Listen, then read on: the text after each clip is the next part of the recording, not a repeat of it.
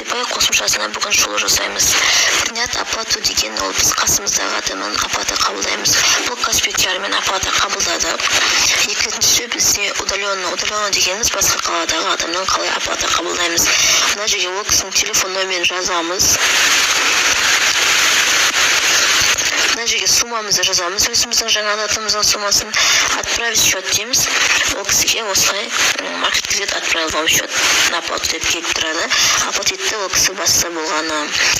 Енді екіншісі бізде бұл точка продажи деп тұрады. Мысалға менде қазір тек қана бір ғана точка продажи, добавить точку продажу дегенді басамыз. Название бренда мысалы BBC, мына жерге адресіңізді толық енгізсеңіз, точка продажа сіздерде қосылады. Үшіншісі бізде бұл отчеты по продажам дейді. Міне операция 0. Менде 2 точка қосылып тұр. Суммасын барлығын мына жерден датасын өзгертіп, күнделікті бүгін ертең деп түскен суммаларды қарай бересіздер. Үшіншісі бұл бізде акция Каспий QR деп тұрады. Каспий QR сіздерде міне подключить Каспий кредит дегенді бассаңыздар, міне суммасы, проценті, қалай жұмыс жасайтыны барлығы шығып тұрады. Біз бұл жерде міне условия акции от Каспий KZ дегенді басып қараймыз.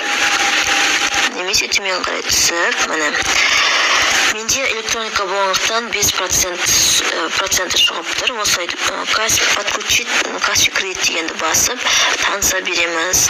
Келесі бізде бұл міне сіздердің реквизиттарыңыз міне шығып тұрады. Енді бұл жерде бір ескеретін жағдай, сіздің Каспий Голдыңызға келіп түскен сумманы ертесі күні оны өз Каспий Голдыңызға аудара аласыз. Ешқандай процент ұстамайды. Кез келген сумманы өзіңіздің Каспий Голдыңызға немесе карта теріп аудара аласыз. Платежи бюджет деп тұр. Мына жерде сіздердің ай сайынғы төлейтін ОСМС, пенсионный подоходналарыңыз және міне мои счеты деп тұр. Бұл жерде сіздің счетыңыз автоматически көрсетіліп тұрады. Міне осылай Каспий Pay қосымшасымен танысып, оплата қабылдай берсеңіздер болады. Және мысалға сіздер бұл жерде оплата дұрыс қабылдамасаңыздар, возврат жасауға болады. Міне возврат жаңа кісіге осы Каспий QR-ды жібересіз. Каспий QR-ды түсіріп алған соң суммасын жазып, возврат қабылдай бересіздер.